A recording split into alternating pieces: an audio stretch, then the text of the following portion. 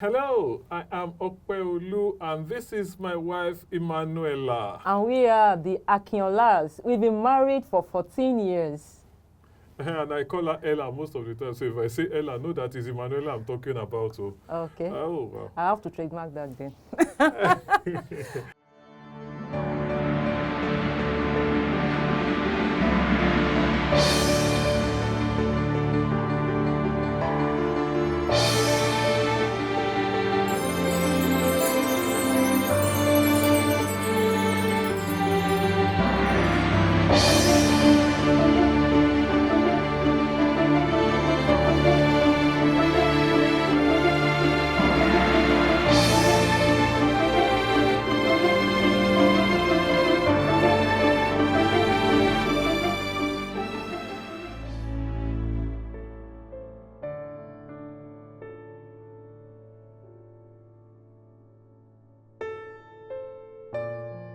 How did we meet anyway? I'm just trying to remember that afternoon. I know it was an afternoon, but who first liked each other? It wasn't an afternoon, it was an evening. And I remember I was actually on duty as a journalist. So you're actually a news source at the beginning. So I was a story, not a person. Yeah, you're actually a story. No, you're actually a source to a story. That was at the one of the commissioners of education in Lagos State then in 2006 November. Yes, 2006. In fact, I think I remember precisely 16th of November. Oh, wow. Yeah. Aren't you great for dates? Anyway. And then, should we say one thing led to another? No, it doesn't happen that way now. Those things are things. Okay, so, Ella, you came with your boss. Yeah, he was your boss at that time, at least for that project, wasn't Yeah, he? yeah, it was. And he introduced you to me. Yes. And then he whispered in my ear not to get too close to you. I didn't tell you He was that. your friend. Oh, okay. He was your friend too. Okay. I was interested in interviewing your boss. And yes. I needed to meet her. So I needed you to link me up with your boss.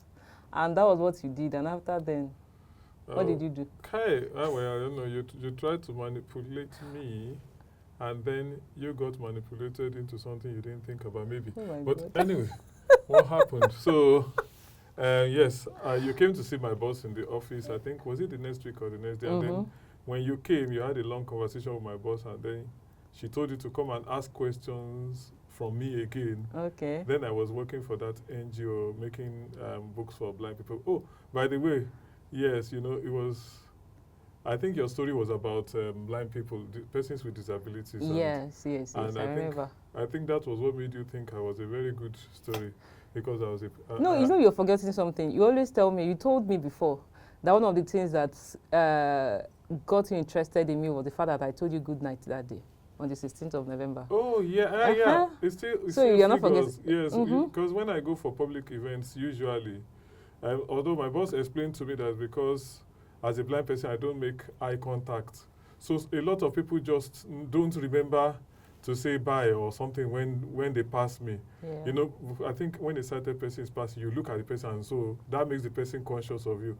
But for someone who is visually impaired, you just sit and the person passes. And yeah, so that night when you were going home, you said good night, and I said, this must be a well-trained Nigerian That led to girl. good taste in your tongue, right? Well, Okay. at least it made me feel that there were potentials. Oh, Father Lord.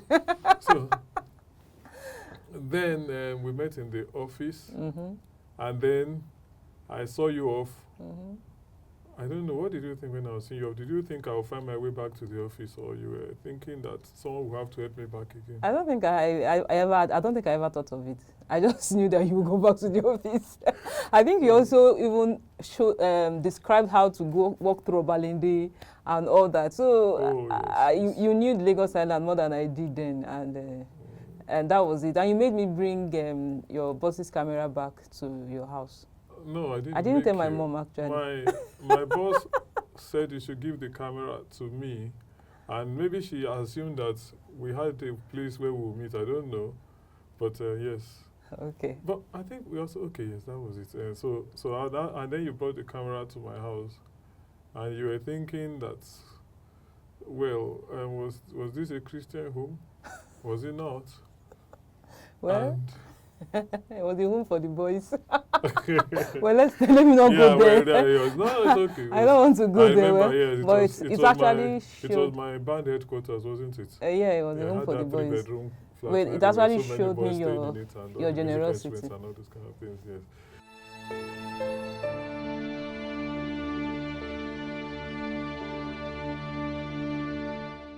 And then we found out that our office is the other kind of office. That's not the news. Okay, you were working like freelance for that magazine. Yeah. And then you had that job on VI, and so we started meeting on VI more often. So when did you ask me out? Or why did you ask me out? Well, I'm just thinking about, was it a formal process like that? Did I one day say, now I'm going to ask Emmanuella out, and then I came to you and said, girl, let's go out now? Or what? I think what happened to us was we're always talking about, we had mutual interests. And politics was hot in Nigeria in those days. And then you wanted to know more about disabilities, how people with disability cope and all those kind. So we were always talking. You remember, I don't think it was like asking out like that. I think one thing led to another. In conversations, we got very close to the point, I think it was the days of Extra Cool.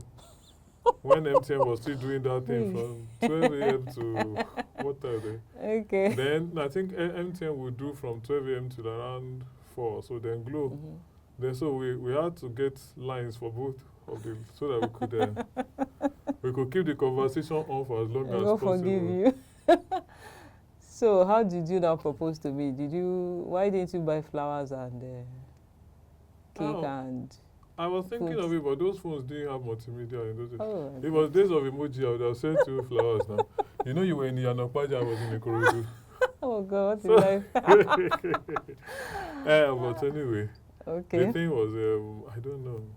Maybe I'm not a very romantic person that way. Okay, that's. I like to read about them and write stories about it. But, so that leads us to talking about our challenges. Then he's not romantic at all. So did they say that? Okay, so how have I coped all these years without you being romantic? And I thought you always thought I was. Okay. Okay, I remember once I was asking you, hey, what was the point of attraction? You said, that you find out I know a lot of things, I read a lot and all that. So it was this ethical kind of relationship. Exactly. I can imagine what the children will be like. Okay. So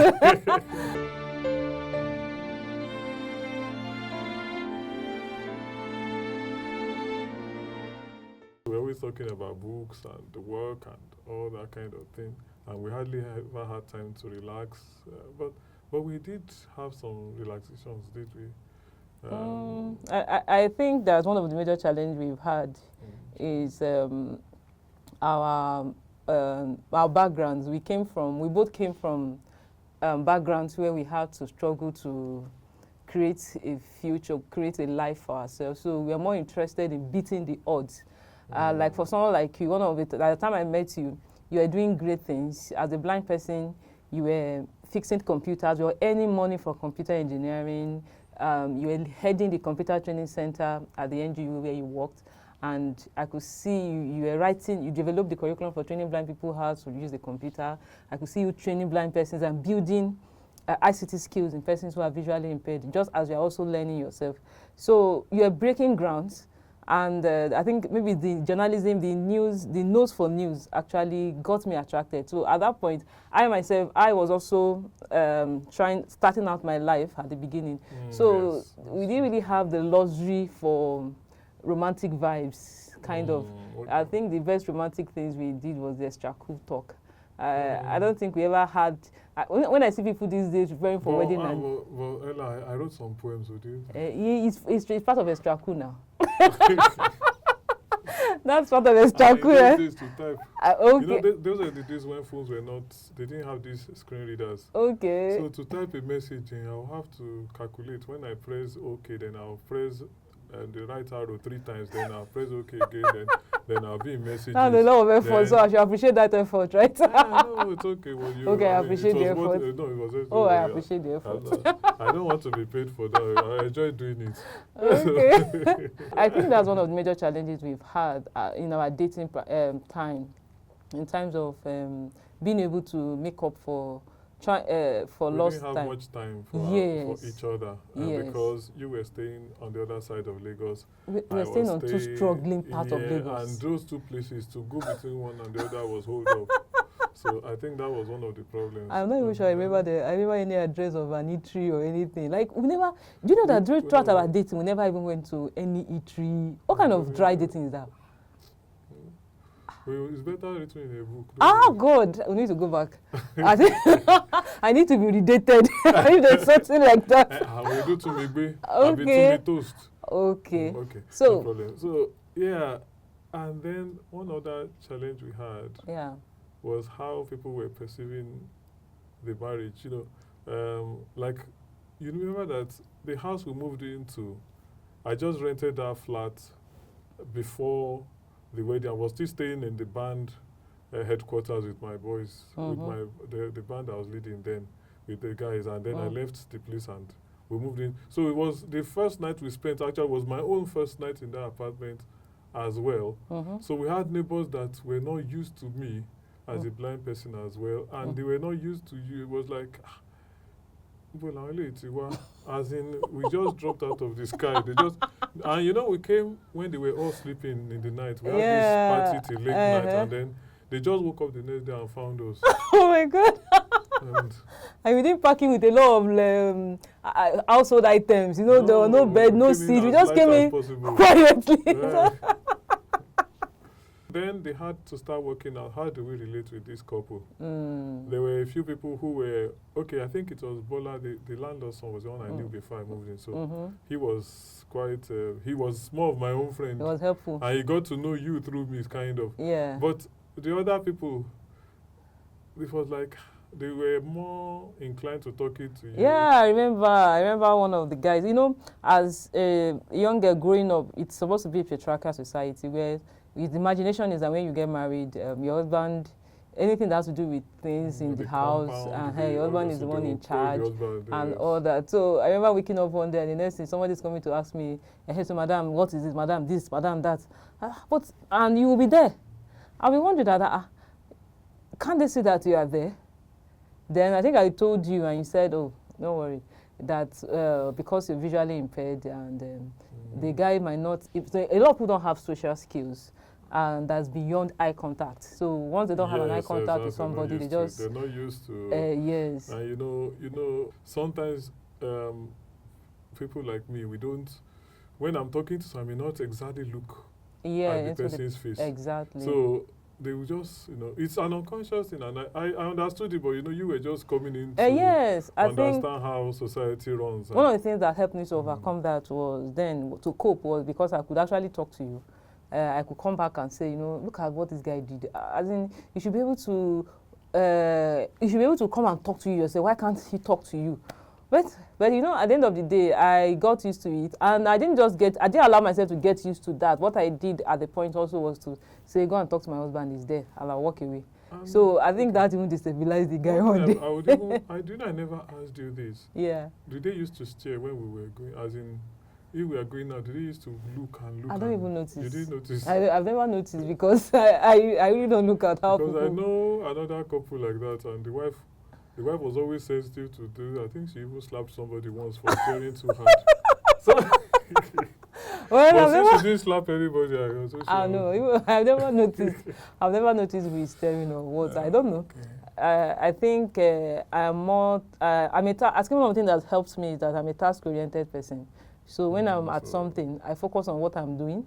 Okay. So I think that has also helped me in being able to manage manage other people's opinion of the relationship. So as far as I'm concerned, if you don't like, if you like it, fine. If you can't come out to me to talk to me, then we can as well move ahead.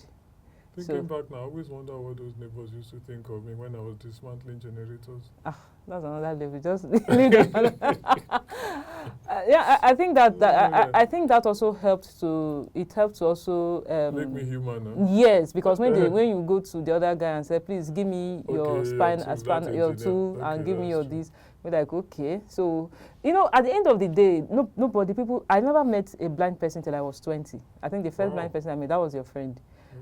till I was 20. So, and some people will never meet a standard. I don't mean someone who begs on the street. I mean a standard, educated blind person. They see as just some people will never meet them till they are 50. Yeah, that's some people. So, and imagine somebody meeting the first blind person at the age of 45. You can't immediately tell the person believe immediately. So you have to. There have to be time to process things and all that. So I think that's what's happening in our society. And don't forget that we lack basic education on disability inclusion even from primary school. So that is, I think those are the issues that actually affected us in terms of externally.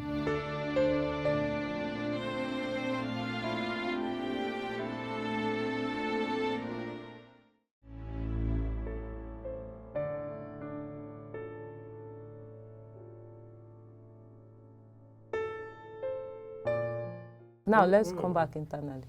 Okay, internally, I think another issue was we had our issues. We're getting, because of our age difference. Because I think I'll be 52 in December this year. You think, or you're thinking about it, or? Okay, I know. Or at least my parents said. Okay. Let's leave that matter there. Okay, anyway, so. Yes, so it's I'll be 52 in December. Okay. And I think you turned 36 in May, was it? Yes. Okay, so there was that almost a generation gap. And because of that, our view to life, I mean, as human beings, were slightly different in some cases. I mean, you were almost a Gen Z, and then... No, you are baby boomers. Yeah, I was. Yeah, I was just at the end of the baby boomers. Yes, okay. I don't know what my lecturer used to say. So I think yes. So there were issues about the way we looked at things, and because of that, we had some very strained periods in our relationship. But I think the good thing is we were able to, we learned to sort out our things, and I think especially when people started living with us. Remember your mommy said once that she doesn't even know when we quarreled. She's sure that we quarrel because sometimes we come out and nobody is smiling. But she's never heard our voices. She's just, these guys are somehow. And I think somebody once told her, what I was leave them, they know how to sort themselves out. When they argue, they never get to the point when a third party will have to come in. Yeah, it's one of the things I'm grateful to God for, because I think one of the things that's helped us in that is ability to talk. We don't have this culture of we can talk, and we also have a level of self-control. And I think because it's self-control that will make me say I'm not going to shout, or I'm not going to say you are stupid, or all those. Even when we are in the heat of argument, and somebody's voice is raised, the person says, your voice is raised. You're getting too loud. Can't you just calm down? So it's one of those kind. I think that's one of the strengths. And I thank God for that, because it has also helped the children to believe in marriage, despite the issues that are happening right now, and that's looking like marriage is scam. They have something to look forward to. Yeah, so they get married. Exactly. When they get married, that's true. Communication, I think ability to communicate. I think that has been the first. But I think it was the long courtship that is responsible. I think we met in November, and then... When did you start dating? I think it was December that year, wasn't it? And we dated until May. I think we married in May 2008. So we had so much time to afford each other. Although we found out new things when we actually started living together, but I think during that period too, we'd crossed, even if it's in conversations, if it wasn't, maybe you talked about somebody else that did this in your compound and this is how you handled it, and I was beginning to form an idea that more. This is what I'm going to do it. And of course you came to the house a few times. You saw the way I was both a manager and a father and everything. And so, anyway, so maybe that had prepared us for those times. What about church going? I remember that one of the things your mom was, one of the things your mom was concerned about was the fact that she thought I was... You were not born again. She thought... That was what she said exactly. That, are you sure? The first thing, when I first told her about you, She was like, okay. She didn't even talk about the fact that you are blind. She kept that one aside. That one is between God, between she and God. But the other one, like, okay, is he born again? Which church does he attend? He doesn't have a church. Hey, Father Lord. Okay, why? So I had to call Yinka to come. Yinka came to visit us, so I invited Yinka. So I asked her, why are you not going to church? So Yinka kind of explained to me that, these are basically the challenges most visually impaired persons have. That imagine going to church and after service, you see somebody beside you who has been saying hallelujah, praise be to God, and you just say, please, can you just take me across? I need to take a bike. And the person just moves quietly. So because you still have a vision, a fainty vision, you could see the person moving.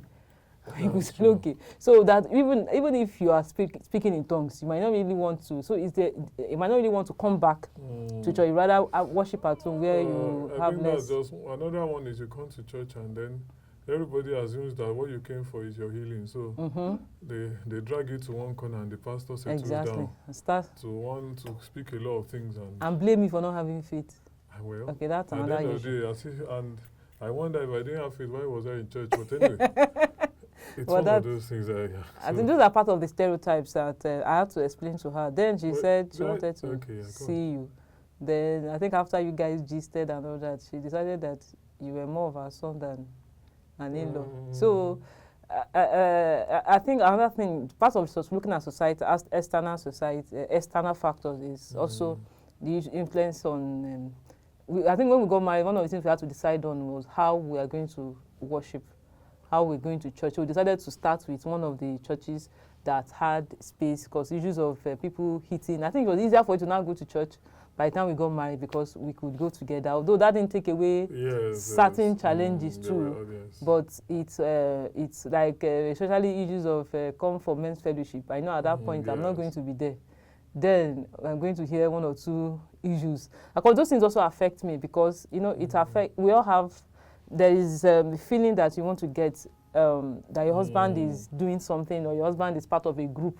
And when he's being part of a group and he's not kind of looking like he's not welcomed in that group because of a condition that is not affecting it or whatever. So it's a bit, it's tiring. That's the least. I'm looking for the best words to actually use. It kind of burdens your soul. Yes. It might create a kind of unease in you. Yes. But I think eventually we are able to find a way, and by God's grace, God provided. I think another good thing was that the first church we went, I had a friend there. So, the relaxed. head usher. Yeah, it made this. And so it made it look like at least somebody knew me. So.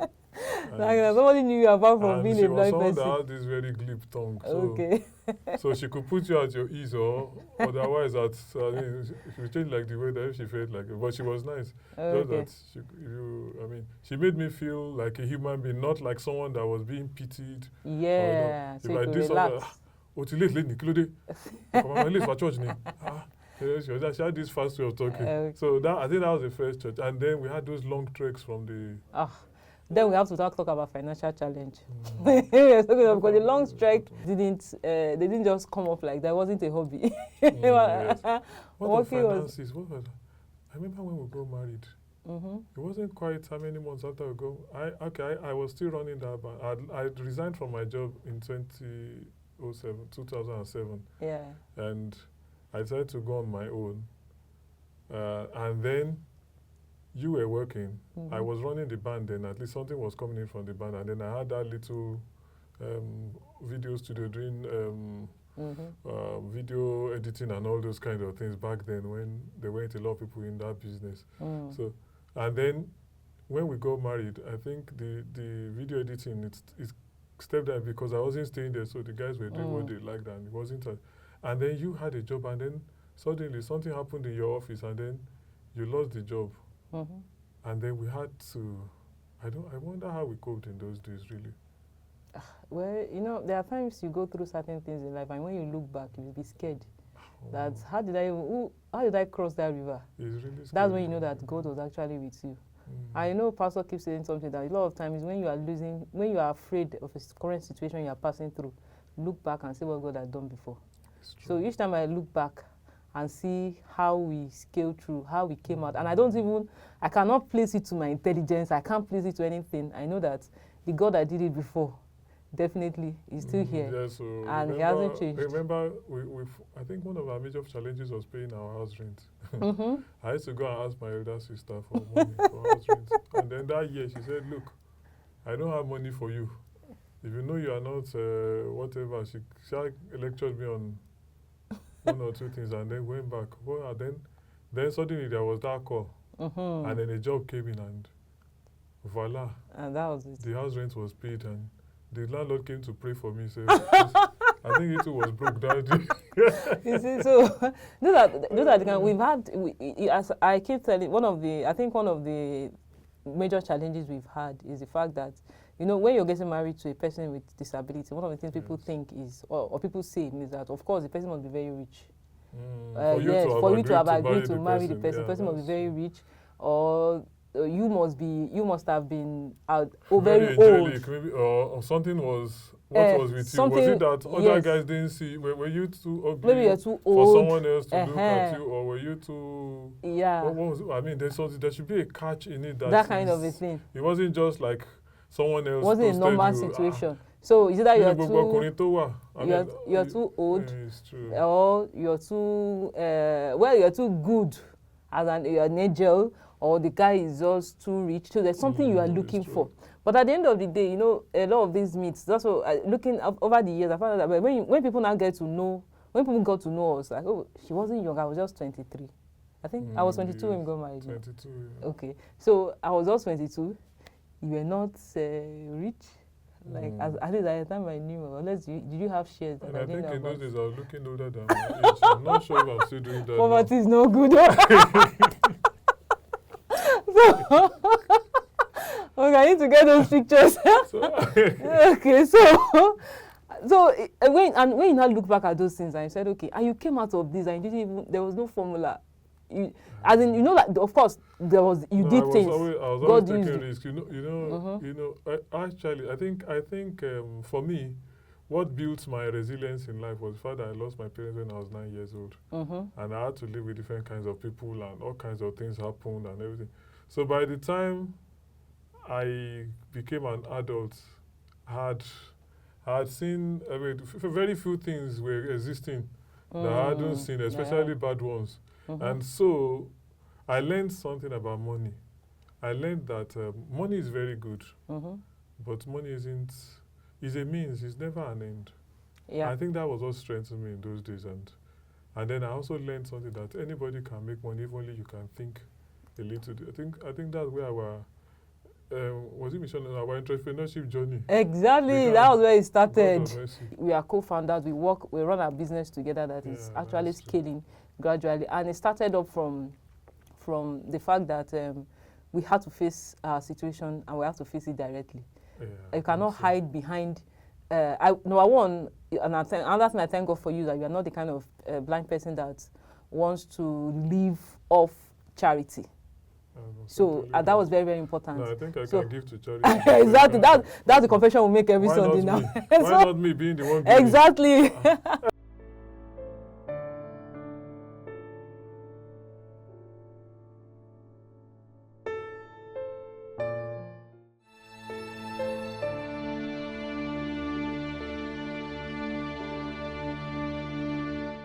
I thank God for how far we've come in terms of finances. We have not gotten to where we are, right, where we are going. We want to go, yeah, we are not gotten to where we are supposed to be. But I thank God that we are not where we were.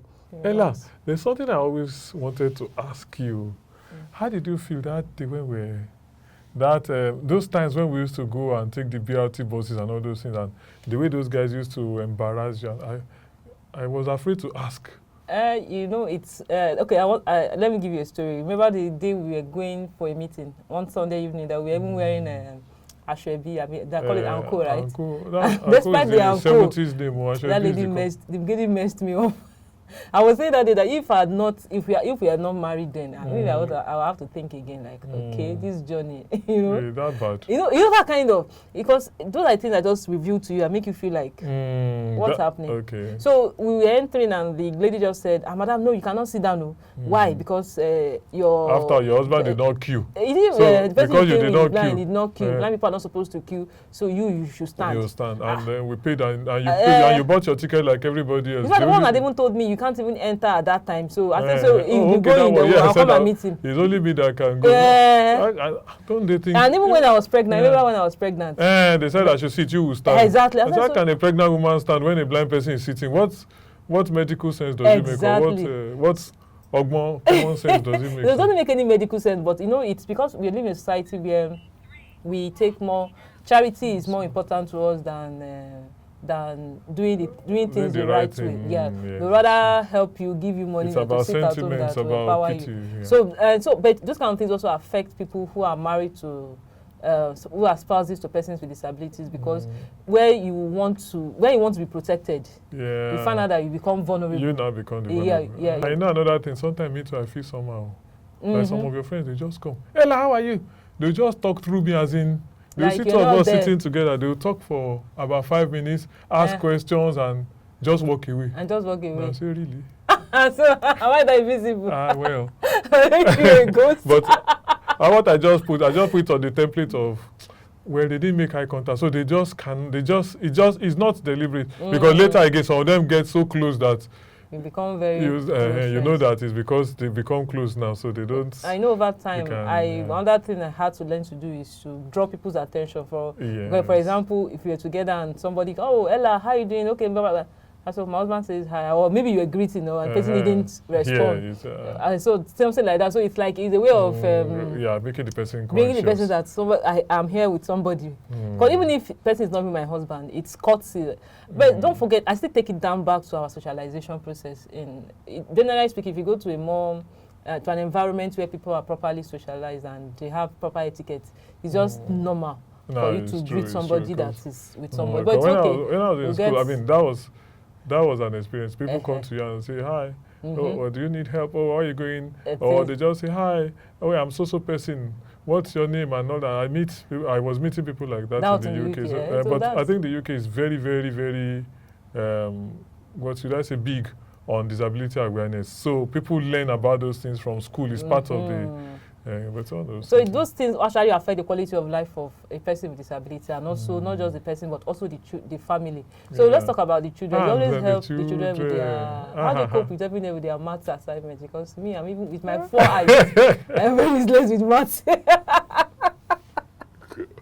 Well, I think I love math. Unfortunately, I wasn't allowed to do it the way I wanted, because the education system in Nigeria, they will tell you that blind people cannot do math. Instead of them saying that the teacher is not sure that he can teach. But anyway, one of those things. Who is the victim, who is not. Okay, so, well, I like math a lot, especially mental arithmetic. I do a lot of mental. I mean, I hardly bring out my calculator when I'm calculating money, because I find it it's like a game to me, working with numbers and all that.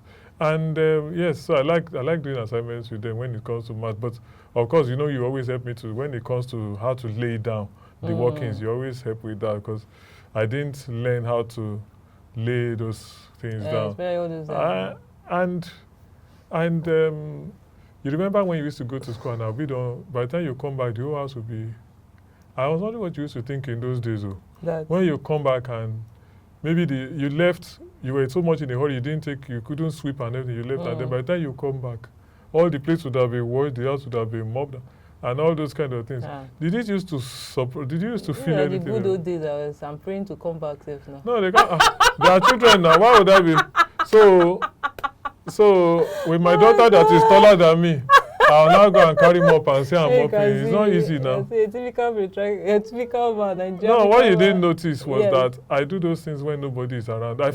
I find it easier to do house chores when I'm alone at home than when there are so many people walking up and down. It's kind of a distraction. Yes. What's the major parenting challenge you have with the children?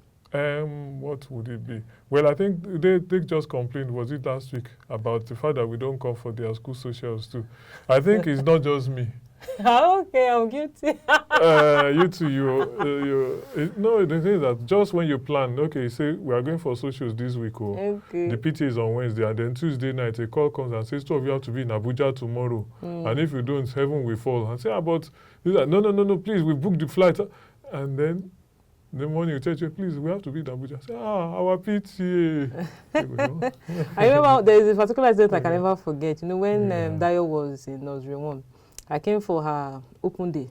Okay. So she told me, Mommy, when you're coming next, come with Daddy. I want to take Daddy around the school. I was like, wow.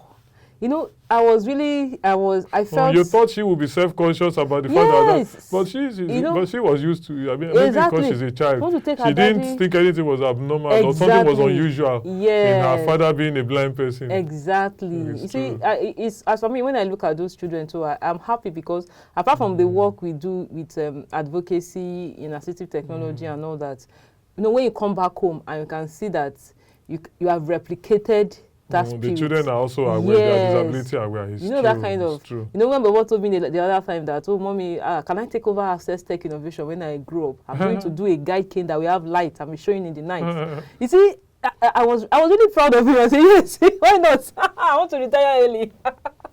So I'm happy with where God has brought us from and where we are and where He's taking us to, because I know that definitely we have a long way to go, and at least we've started the journey. Yeah. And we're going to change ourselves, each other. No, we are going to change each other, then we will change ourselves, which are two different things, I think. Okay. And then we will change the world. Okay, amen. Okay.